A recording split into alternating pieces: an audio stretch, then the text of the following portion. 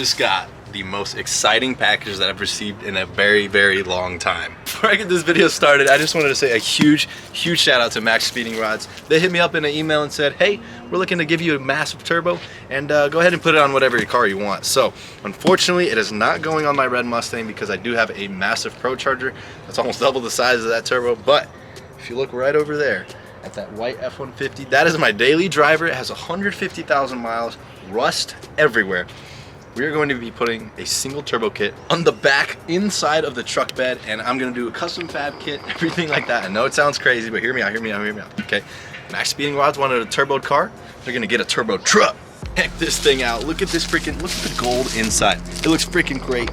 Can I spin it? Is it spinning? Ooh, check that out. Now this is going to be mounted in the back of the truck. Come over here, come on, come on. We're going to put it right here. I'm just kidding. We're going to be putting it a little bit closer to the front, but I do have the Mustang tires and a bunch of other crap back there.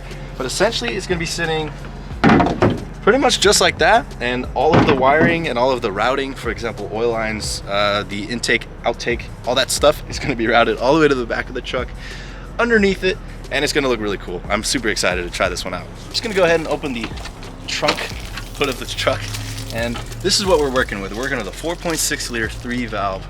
It's not a Coyote. Wish it was a Coyote.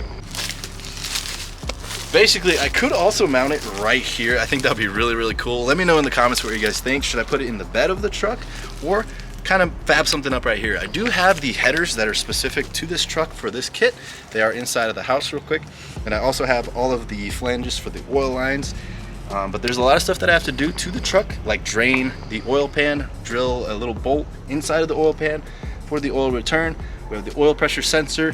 We have a whole bunch of stuff, and I'll be teaching you guys in the next video how to install a turbo kit, what a turbo kit does, and we're gonna see how many pounds of boost we can push through this MaxpeedingRods turbo. Again, huge thank you to MaxpeedingRods turbo. I'm very happy with this, and I'm super excited to see just what it can do to spice up my daily driving F150 truck.